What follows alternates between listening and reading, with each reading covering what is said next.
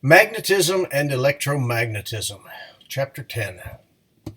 So we're going to look at what is the magnetic field and magnetism all about.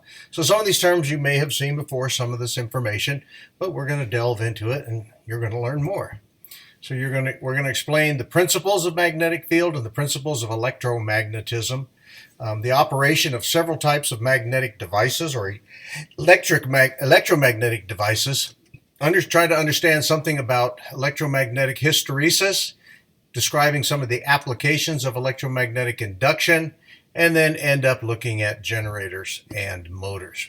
So some of the terms that we're going to deal with: magnetic fields, lines of force, mag flux, what the unit of Weber is, another unit that you have to learn to use, what is Gauss, electromagnetic field, permeability, reluctance, magnetomotive force. We know what electromotive force is, that's volts. We're going to learn about magnetomotive force. What's an ampere turn? Solenoids, relays, speakers, hysteresis, retentivity. That's something about how much magnetic field is retained within a material. Induced voltages and induced currents, electromagnetic induction, Faraday's and Lenz's law. So a permanent magnet has a magnetic field surrounding it. A magnetic field is visualized by lines of force that radiate from the north to the south pole of the magnet and back through the magnetic material. So you've seen them before. You've seen these loops that occur in a magnetic field. Okay, so we can see from these diagrams here exactly what we're talking about. These are the magnetic lines of force around a magnet. And you've played with magnets before, and you know that what happens is, when you line them up, sometimes they're repulsed, sometimes they're attracted. In this case, you can see that the lines are skewed with a soft iron material, but with glass, it just goes right through. So we're going to use this understanding to help us understand what happens with a magnet and with an electromagnet, and how we can harness that power of flux lines to help us do things like motors and generator action. So magnetic flux, we use the Greek letter phi.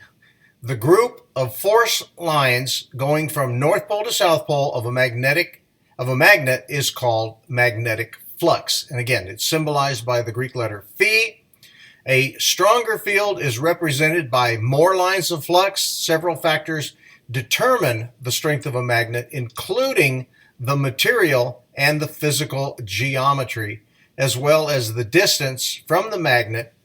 The magnetic field lines tend to be more concentrated at the poles. Okay.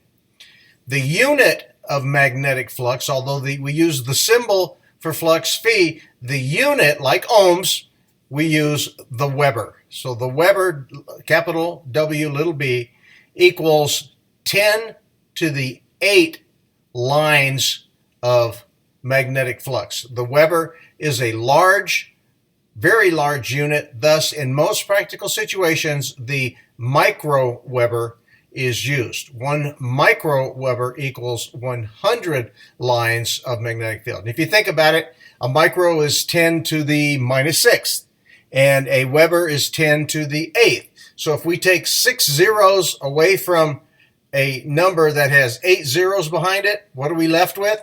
100. So a micro Weber, 100 lines of flux. The magnetic flux density, though, we use B. So how tightly are those lines of flux about the material? The magnetic flux density is the amount of flux per unit area perpendicular to the magnetic field. Its symbol then is B. And its SI unit is the Tesla. I know, more and more units to learn, but so now we've got Tesla, like the car, like the inventor. 1 Tesla equals 1 Weber per square meter. Okay, so a meter, that's almost a yardstick wide. Okay, So the following formula expresses the flux density then. So the magnetic flux density B is equal to phi over the square unit, or the surface area, where phi is the flux in Weber and A is the cross-sectional area in square meters of the magnetic field.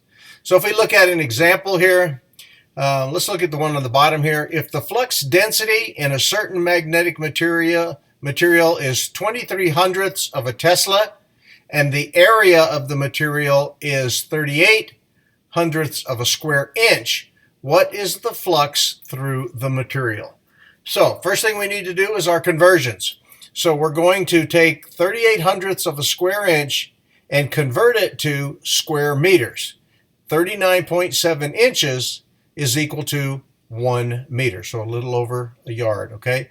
Therefore, the area that we're of 38 hundredths of a square inch divided by 39.37 inches squared gives us 245 times 10 to the minus 6, or 245 microwebers meters squared, okay?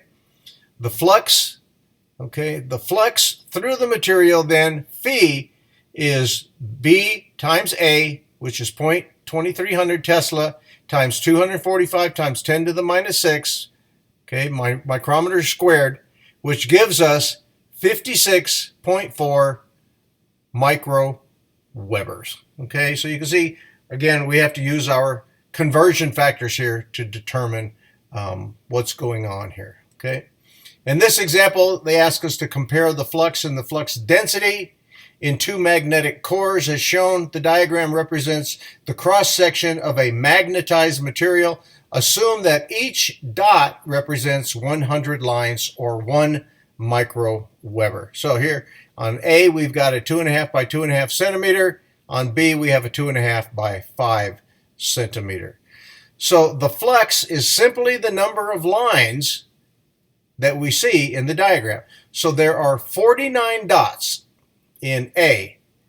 Each represents 1 microweber.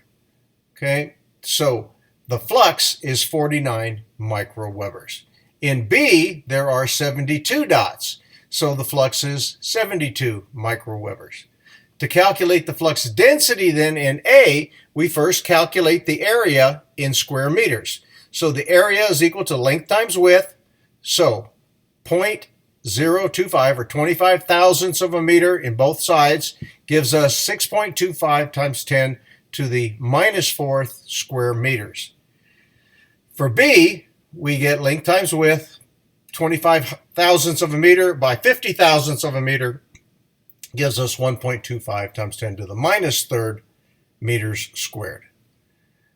So we use equation 1 to calculate the flux density. So B is equal to phi over A, 49 microwebers divided by 6.25 times 10 to the minus 4th meters, and we get 78.4 times 10 to the minus 3rd Tesla. And we do the same thing for the second one, 57.6 times 10 to the minus 3rd Tesla. Okay, the data in table 1 in 10.1 compares the two cores. Note that the core with the largest flux does not necessarily have the largest flux density. So you can see that here. The smaller one had 78.4. The larger one had 57.6. So if we take a look at determining flux density in a magnetic field, what if we had 1/10 of a square meter, which the flux had 1/10 of a square meter, which is 800 microwebers. We run it into our relationship then. The flux density is equal to phi by A, 800 microwebers by 1/10 of a square meter. We get 8,000 microtesla then of flux density, and you can see it coming out of the surface here perpendicularly. If the flux density in a certain magnetic material is 2.3 Tesla and the area of the material is 38 hundredths, what is the flux through the material. And you can see we just calculate. We're going to convert 0.38, 38 hundredths of an inch square to meters squared. Again, 39.37 inches is 1 meter. Keep that handy. Write that down in your notebook. And when we calculate then the area, the conversion then is 1 square meter is 39.7 inches squared. We get 245 times 10 to the minus 6 meters squared. Solving for phi, then we get 564 microwebers. So the Gauss is another measure and term.